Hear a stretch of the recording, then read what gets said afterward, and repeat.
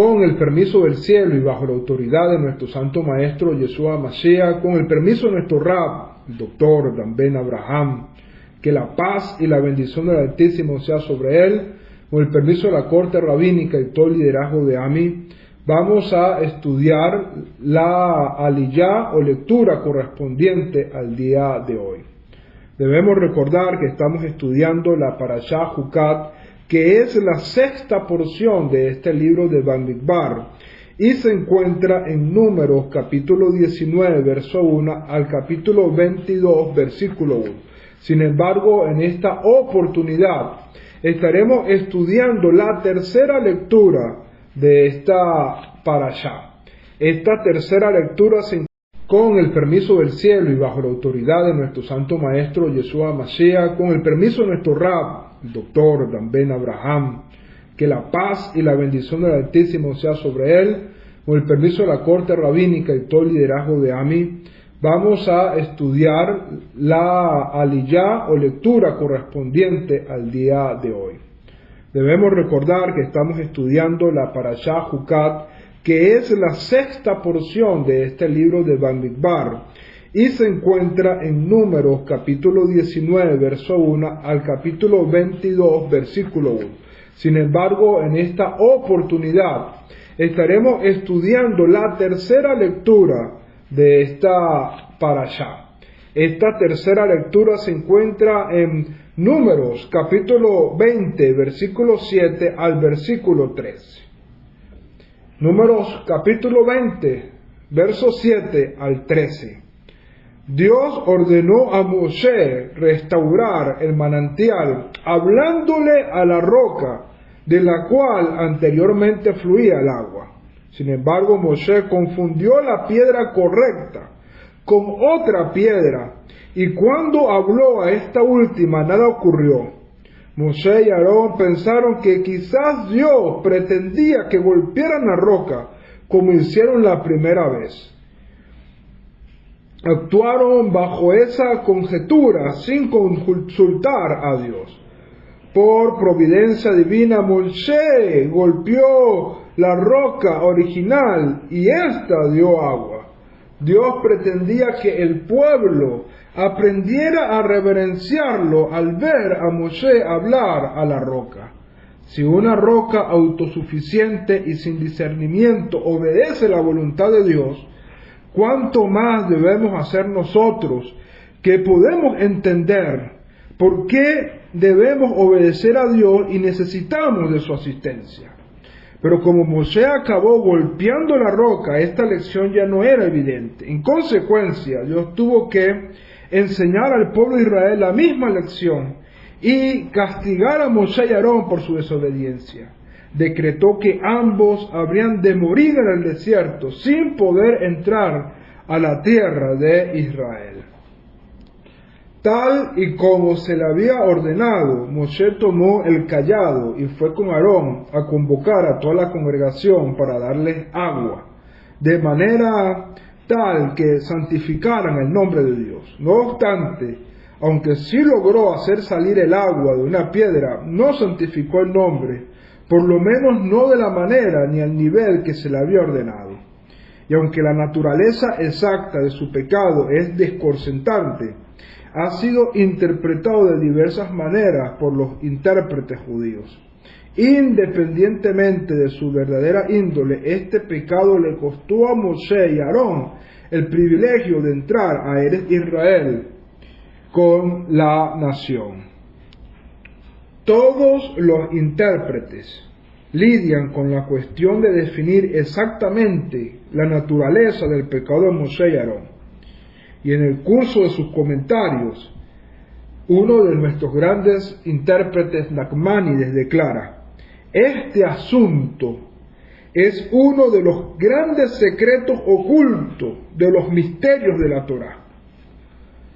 Debemos recordar que nos encontramos en la Parashá Jucat, cuya expresión es un decreto, algo que va más allá del entendimiento. Por lo tanto, este acontecimiento de Moshe tenemos que entenderlo como un decreto que va más allá de nuestra inteligencia y de nuestra comprensión.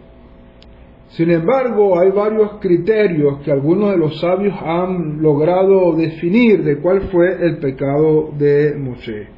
Número 1, la opinión de Rashi dice que anteriormente es que ellos pecaron al golpear la roca en vez de hablarle como se le había ordenado. Es decir, Rashi no se complica, él dice simplemente el pecado de ellos fue no hablarle a la roca. Ellos debían hablarle a la roca y la golpearon. Ese fue su pecado, desobedecer a Hashem. Por su parte, Maimónides afirma que Moshe pecó al enojarse, al amonestar al pueblo insatisfecho, diciendo: escuchen ahora, rebeldes. Este pecado de enojo se agravó porque el pueblo asumió que todo lo que Moshe decía era reflejo de la voluntad de Dios, y si Moshe estaba enojado con ellos, entonces Hashem también debía estar enojado. No obstante, afirma Maimónides, no hallamos en todo el capítulo que el pueblo haya provocado el enojo de Dios. Por su parte, Rab Hananel dice de la siguiente manera, a cuya opinión se adhiere a la de Nachmanides, sostiene que las palabras clave se encuentran en la pregunta retórica de Moshe: ¿de esta roca hemos de extraer para ustedes agua? Esto es así porque la pregunta implicaba que Moshe y Aarón tenían el poder de sacar el agua. Moshe debió haber dicho: ¿habría Hashem de extraer agua de esta roca? Y en ello explicaría que Dios fue el que hizo este milagro. Sin embargo, él dijo: nosotros, Aarón y Moshe, podremos sacar agua de esta roca, y ese fue su pecado. Según Abarbanel, concuerda con Rashi en cuanto a que la causa inmediata del castigo fue que Moshe golpeó la roca, aunque sostiene que operaba una causa subyacente. Moshe y Aarón habían errado antes, mas Dios le había exigido rendir cuentas, sino hasta después de este pecado. Aarón, por ejemplo, había participado en la fábrica del becerro de oro, lo que había sido una transgresión nacional, en tanto que Moshe había enviado a los espías, cuyo informe redundó en 40 años en deambular por el desierto y la muerte de toda esa generación. Por ello, habría resultado injusto que la nación no entrase a Eretz Israel y que ellos sí entrasen. En consecuencia, cuando cometieron un pecado que merecía cierto castigo, Dios optó por privarlos de Eretz Israel como el resto de su generación. De esa manera, lo que según Abarbanel lo que ocurrió fue que Hashem aprovechó este momento para darles la sentencia que se merecían por haber pecado antes. Finalmente tenemos el comentario de Hidushem Harim, que halla la clave de la falencia exhibida por Moshe y Aarón en la expresión ante sus ojos, donde el Eterno le dice: le hablarán a la roca ante sus ojos, implicando que Moshe debía haber hablado a la roca de manera tal que el pueblo viera algo en vez de solo saberlo, de manera semejante a la transgresión por no haber revelado en ese momento la presencia de Hashem. Es decir, ¿qué es lo que tenía que ver el pueblo?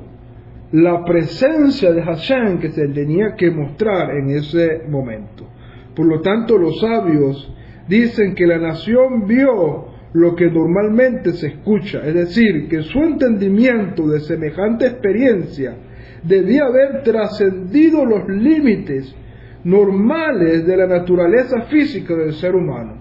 Asimismo, en este caso, Dios quería que Israel viera, en otras palabras, que adquirieran un conocimiento incontrovertible de que Dios provee a las personas con todo lo que necesitan para llevar a cabo su voluntad. Y si hubiera llegado a tal nivel de percepción, las barreras que se interponen en la senda de la fe habrían sido demolidas y la nación habría sido capaz de elevarse a niveles incluso superiores. En efecto, el agua sí afloró, pero Moshe no logró imbuirlos en esta percepción. De esta manera, nuestros sabios tratan de explicar cuál fue el pecado cometido por Moshe y Aarón.